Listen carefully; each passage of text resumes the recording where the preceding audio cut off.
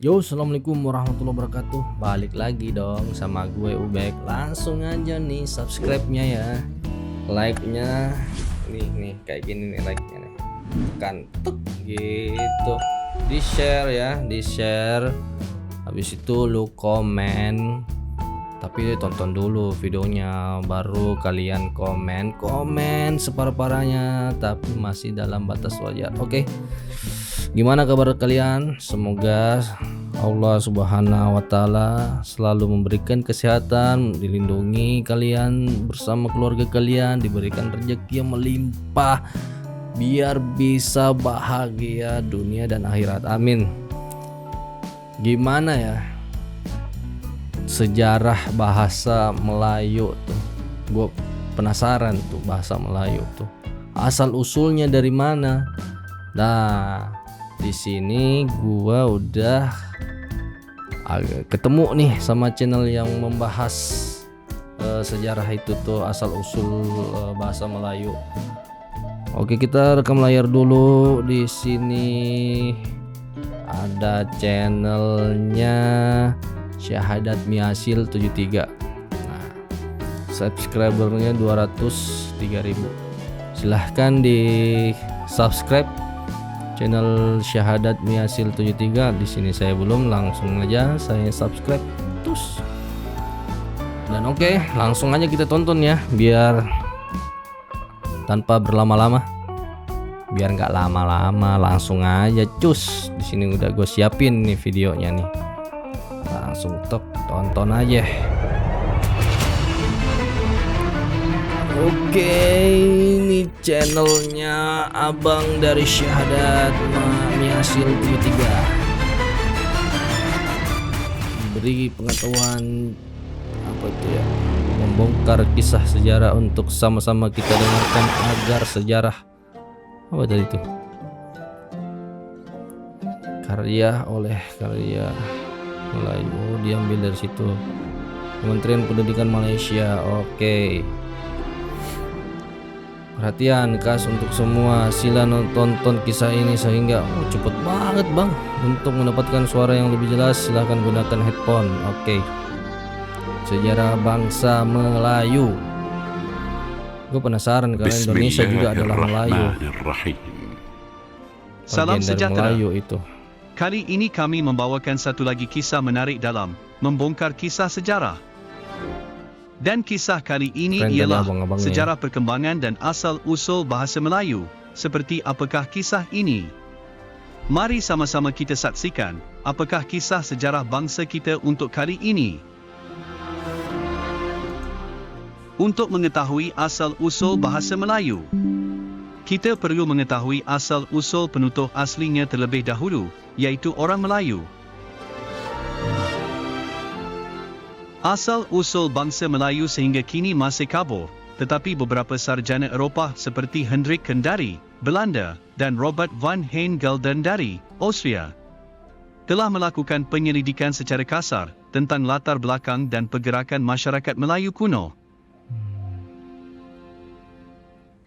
Teori mereka menyatakan bahawa bangsa Melayu berasal daripada kelompok Austronesia, iaitu kelompok manusia yang berasal dari daerah Yunan di China, yang kemudiannya berhijrah dalam bentuk beberapa gelombang pergerakan manusia dan akhirnya menduduki wilayah Asia Tenggara. Masa iya? Gelombang pertama dikenali sebagai Melayu Proto dan berlaku kira-kira 2500 tahun sebelum Masehi. Kira-kira tahun 1500 sebelum Masehi datang pula gelombang kedua yang dikenali sebagai Melayu Deutero. Mereka mendiami daerah-daerah yang subur di pinggir pantai dan tanah lembah Asia Tenggara. Kehadiran mereka ini menyebabkan orang-orang Melayu Proto, seperti orang-orang Jakun, Mahmeri, Jahud, Temuan, Biduanda, dan beberapa kelompok kecil yang lain, berpindah ke kawasan hutan dan pedalaman. Golongan Melayu Deutero ini dikatakan nenek moyang masyarakat Melayu yang ada pada masa kini. Masa sih? Keren dong dia tuh. Bahasa Melayu berasal daripada rumpun bahasa Austronesia, manakala bahasa-bahasa Austronesia ini berasal daripada keluarga bahasa Austris. Selain daripada rumpun bahasa Austronesia, terdapat rumpun bahasa Austroasia dan rumpun bahasa Tibet Cina. Ahli bahasa telah membahagikan perkembangan bahasa Melayu kepada 3 tahap utama iaitu 1. Bahasa Melayu kuno, 2. Bahasa Melayu klasik, 3. Bahasa Melayu moden. Modern ya. Apa itu bahasa Melayu kuno? Bahasa Melayu tergolong dalam keluarga bahasa Nusantara di bawah golongan bahasa Sumatera. Bahasa Melayu kuno digunakan pada abad ke-7 hingga abad ke-13. Pada zaman kerajaan Sriwijaya pada waktu itu. Bahasa Melayu kuno telah menjadi lingua franca dan bahasa pentadbiran. Kerana sifat bahasa Melayu yang bersifat sederhana dan mudah menerima pengaruh luar. Bahasa Melayu juga tidak terikat kepada perbezaan susun lapis masyarakat dan mempunyai sistem yang lebih mudah berbanding dengan bahasa Jawa. Iya, jauh. Oleh sebab agama Hindu menjadi pegangan orang Melayu ketika itu, bahasa Melayu banyak dipengaruhi oleh sistem bahasa Sanskrit yang menyumbang kepada pengayaan kosakata dan ciri-ciri keilmuan, kesarjanaan bahasa Melayu. Bahasa Sanskrit dianggap sebagai bahasa sarjana dan digunakan oleh bangsawan. Bahasa Melayu juga mudah dilentur mengikut keadaan dan keperluan.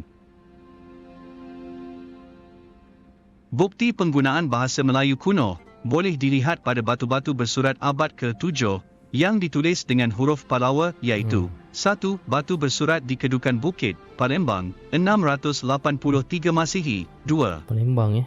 Batu bersurat di Talan Ruo, dekat Palembang, 684 Masihi. 3. Tulisan Melayu kuno. Batu bersurat di Kota Kampur, Pulau Bangka, 686 Masihi. 4. Kebanyakan ke Indonesia. Batu bersurat di Karang Brahi, Meringin, daerah Hulu Jambi, 686 Masihi. Berpandukan isinya, penulisan di batu bersurat tersebut dibuat atas arahan Raja Sriwijaya, sebuah kerajaan yang mempunyai empayar meliputi Sumatera, Jawa, Semenanjung Tanah Melayu, Segenteng Kera dan Sri Lanka. Oleh itu, ini menunjukkan bahawa bahasa Melayu telah digunakan sebagai bahasa rasmi dan bahasa pentadbiran kerajaan Sriwijaya. Sekaligus meluaskan penyebaran bahasa Melayu ke tanah jajahan takluknya. Walaupun bahasa pada batu bersurat itu masih berbahasa Sanskrit, akan tetapi masih terdapat pengaruh bahasa Melayu kuno di dalamnya. Hebat ya. Istilah Melayu timbul buat pertama kali dalam tulisan Cina pada tahun 644 dan 645 Masihi. Tulisan ini menyebut mengenai orang Yu yang mengirimkan utusan ke negeri Cina untuk memperolehi hasil-hasil bumi kepada Raja Cina. Letaknya kerajaan Moloyu ini tidak dapat dipastikan, tetapi ada yang mencatatkan di Semenanjung Tanah Melayu dan di Jambi, Sumatera. Selain bukti penggunaan bahasa Melayu kuno tersebut pada batu bersurat di Gandasuli, Jawa Tengah, 832 Masihi, ditulis dalam huruf Nagiri. Bahasa Melayu kuno mempunyai beberapa ciri iaitu: A. Terdapat unsur-unsur pinjaman daripada bahasa Sanskrit. B. Bunyi B ialah W dalam Melayu kuno. Contoh, bulan, wulan. C. Tidak wujud bunyi I pepit. Contoh dengan dingan atau dangan. D. Awalan BER ialah mar dalam Melayu kuno. Contoh, berlepas marlapas. E. Awalan D ialah ni dalam bahasa Melayu kuno. Contoh, diperbuat niparwat. F. Ada bunyi konsonan yang diaspirasikan seperti BH, TH, PH, DH, KH, H. Contoh, sukacita. Peralihan bahasa Melayu kuno ke bahasa Melayu klasik. Pengaruh agama Islam yang semakin mantap di Asia Tenggara. Pada abad ke-13, turut memberi kesan kepada perkembangan bahasa Melayu. Kedatangan Islam ke Tanah Melayu telah banyak mengubah sistem bahasa Melayu, terutama dari aspek kosakata, struktur ayat dan sistem tulisan. Terdapat 3 batu bersurat yang penting. 1. Batu bersurat di Pagar Ruyung, Minangkabau, 1356, ditulis Kabau, dalam huruf India dan mengandungi prosa Melayu kuno dan beberapa baris sajak Sanskrit. Bahasanya berbeza sedikit daripada bahasa batu bersurat abad ke-7. Abad ke-7. 2. Batu bersurat di Minye 7, Aceh, 1380, masih memakai abjad India dan buat pertama kalinya terdapat penggunaan kata-kata Arab seperti kalimat Nabi, Allah dan Rahman. Iya. Begitu ya. 3. Batu bersurat di Kuala Berang, Terengganu, 1303 hingga 1387, makin ditulis seru nih dalam makin tulisan kesini Jawi dan membuktikan tulisan Arab telah digunakan dalam bahasa Melayu pada abad itu. Oh iya ya. Melayu memang langsung Ketiga-tiga terima batu bersurat Islam ini langsung dia. merupakan bukti catatan terakhir perkembangan bahasa Melayu kuno, kerana selepas abad ke-14, muncul kesusasteraan Melayu dalam bentuk tulisan. Bahasa Melayu klasik. Abad Masuk ke-13 merupakan waktu bermulanya zaman peralihan di Kepulauan Melayu. Dengan berkembangnya agama Islam ke rantau ini telah mempengaruhi bangsa dan bahasa di sini, terutamanya bangsa dan bahasa Melayu. Pengaruh India sedikit demi sedikit mula digantikan dengan pengaruh Islam dan Arab. Ya betul. Kegemilangannya bahasa Alhamdulillah. Melayu klasik boleh dibahagikan kepada 3 zaman penting, iaitu zaman Kerajaan Melaka, Ya. zaman Kerajaan Aceh dan zaman Kerajaan Johor Riau. Zaman penting bagi bahasa Melayu ialah pada zaman Kerajaan Melayu Melaka. Kerajaan Melayu Melaka yang telah menerima Islam dan berjaya membina empayar yang luas, Melaka telah dulu dapat ya. meningkatkan kemajuan dan perkembangan bahasa Melayu di rantau ini. Bahasa Melayu telah digunakan dalam pentadbiran dan aktiviti perdagangan serta menjadi lingua franca para pedagang. Bahasa Melayu juga telah menjadi alat penyebaran agama Islam ke seluruh Kepulauan Melayu. Bahasa Melayu telah mendapat bentuk tulisan baru iaitu tulisan Jawi. Perbendaharaan kata juga telah bertambah dengan wujudnya keperluan untuk mengungkapkan idea-idea yang dibawa oleh peradaban Islam. Keagungan Kesultanan Melaka jelas tergambar di dalam sejarah Melayu oleh Tun Sri Lanang, sebuah karya dalam bahasa Melayu yang sangat tinggi nilainya. Kedatangan orang-orang Eropah dan kejatuhan Kesultanan Melaka ke tangan Portugis pada tahun 1511 Masehi tidak menamatkan pengaruh bahasa Melayu. Janganlah terpengaruh. Ramai di antara mereka yang menjalankan penyelidikan dan menyimpan catatan mengenai bahasa dan kesusasteraan Melayu. Beberapa contoh usaha mereka ialah Pigafetta, seorang ketua kelasi berbangsa Itali, dalam pelayarannya bersama Magellan, telah menyusun Kamus Melayu Itali. Semasa singgah di Pulau Tidor pada tahun 1521, kamus ini merupakan daftar kata daripada bahasa yang dituturkan oleh orang-orang di pelabuhan itu, dengan lebih 400 patah perkataan dan merupakan daftar kata Melayu Eropah yang tertua. Keren dong. Kedudukan Pulau Tidor yang terletak jauh daripada tempat asal bahasa Melayu menggambarkan betapa luasnya bahasa Melayu tersebar.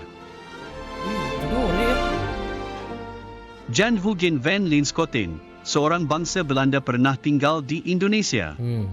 Antara tahun 1586 hingga 1592 dan berkhidmat sebagai pegawai kepada pemerintah Portugis. Beliau ada mencatatkan dalam bukunya bahawa bahasa Melayu dianggap sebagai bahasa yang paling dihormati antara bahasa negeri Timur. Keren dong. Pada awal abad ke-18, Francis Valentijn, seorang pendeta dan ahli sejarah bangsa Belanda yang banyak menulis mengenai wilayah Kepulauan Melayu, telah menggambarkan kepentingan bahasa Melayu seperti berikut. Bahasa mereka, bahasa Melayu, bukan sahaja dituturkan di daerah pinggir laut, tetapi juga digunakan di seluruh Kepulauan Melayu dan di segala negeri-negeri Timur sebagai suatu bahasa yang difahami di mana-mana sahaja oleh setiap orang. Satu bukti tentang tingginya martabat bahasa Melayu dan luas penggunaannya di wilayah ini adalah pada surat menyurat antara pentadbir dan raja-raja di Kepulauan Melayu. Antaranya ialah A. Surat Sultan Aceh kepada Kapitan Inggeris, James Lancaster, 1601. B. Surat Sultan Alauddin Shah dari Aceh kepada Harry Middleton, 1602. C. Surat Sultan Aceh kepada Raja Inggeris, King James, 1612. Ketiga-tiga surat ini tersimpan di Perpustakaan Bodleian, London. Kenapa harus disimpan di situ? Kenapa Dalam nggak abad diambil ya? ke-17, terdapat banyak usaha oleh sarjana Eropah untuk menyusun kamus dan daftar kata, yang kemudiannya diteruskan kepada bidang morfologi, sintaksis dan fonologi. Tokoh-tokoh tempatan juga tidak ketinggalan memberikan sumbangan. Kebanyakan usaha mereka berkisar tentang agama dan sastra. Palembang dan Aceh telah menggantikan Melaka sebagai pusat keintelektualan Melayu. Iya kah? Tokoh-tokoh di Aceh antaranya ialah 1. Syekh Nuruddin Al-Raniri, Bustanul Salatin. 2. Syamsuddin Al-Sumatrani, Mirat Al-Mukmin. 3. Abdul Rauf Singkil, Mirat Al-Tulab. 4.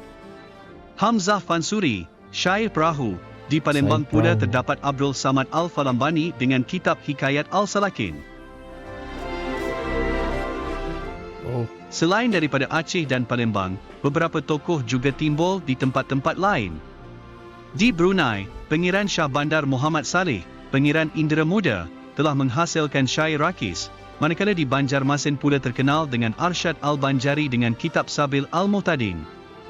Syekh Muhammad Ismail Daud Al-Fatani di Patani pula menghasilkan Matla Al-Badrin dan Furu Al-Masail. Ciri-ciri bahasa Melayu klasik. 1. Ayatnya panjang, berulang, berbelit-belit dan banyak menggunakan struktur ayat pasif. 2. Menggunakan bahasa istana, contoh tuanku, baginda, bersiram, mangkat dan sebagainya. 3. Kosakata arkaik dan jarang digunakan, Ratna Mutu Manikam, Edan Kesmaran, Mabuk Asmara, Sahaya, Mashgul, Bersedih. 4. Banyak menggunakan perdu perkataan, kata pangkal ayat sebermula, Al-Kisah, Hatta, Adapun. 5. Banyak menggunakan ayat songsang, pendepanan predikat. 6. Banyak menggunakan partikel pun dan lah. Perkembangan bahasa Melayu modern ya, itu maksudnya. Bahasa Melayu moden dikatakan bermula pada abad ke-19. 19. Hasil karangan Munshi Abdullah dianggap sebagai permulaan zaman bahasa Melayu moden. Kerana sifatnya yang dikatakan agak menyimpang dengan bentuk bahasa Melayu klasik. Oh gitu. Dia menyimpang dia ya. Sebelum penjajahan British, bahasa Melayu mencapai kedudukan yang tinggi, berfungsi sebagai bahasa perantaraan, pentadbiran, kesusasteraan dan bahasa pengantar di pusat pendidikan Islam. Benar itu benar. Selepas Perang Dunia Kedua, British merubah dasar menjadikan bahasa Inggeris sebagai bahasa pengantar dalam sistem pendidikan. Semasa Malaysia mencapai kemerdekaan, Perkara 152 Perlembagaan Persekutuan menetapkan bahasa Melayu sebagai bahasa kebangsaan, yang menyebut bahawa bahasa kebangsaan negara ini adalah bahasa Melayu dan hendaklah ditulis dalam apa-apa tulisan sebagaimana yang diperuntukkan dengan Undang-Undang Parlimen. Undang Parlimen. Akta Bahasa Kebangsaan 1963, 1967 menetapkan bahawa bahasa Melayu ialah bahasa rasmi negara. Bahasa yang digunakan dalam semua urusan rasmi kerajaan persekutuan, negeri, tempatan dan badan berkanun. Laporan Razak 1956 mencadangkan agar bahasa Melayu dijadikan sebagai bahasa pengantar dalam sistem pendidikan negara dan menjadi alat utama perpaduan antara kaum. Sampai sini sahaja. Oke bang, terima kasih videonya ya, sehat selalu. Oke, itu tadi penjelasan dari video daripada channel Syahadat Mihasil ya. Syahadat Miasil 73 tentang sejarah bahasa Melayu dan asal-usulnya. Ternyata juga beberapa ada di Jambi, di Palembang, ya Sumatera lah pokoknya pada intinya, dan Kalimantan. Next, gua penasaran sama kok Kalimantan itu masuk dalam kategori Melayu juga ya. Demikian, jangan lupa di subscribe gua. Ingat komentarnya yang paling utama, komentarin gua, oke? Sehat selalu kalian. Assalamualaikum warahmatullahi wabarakatuh.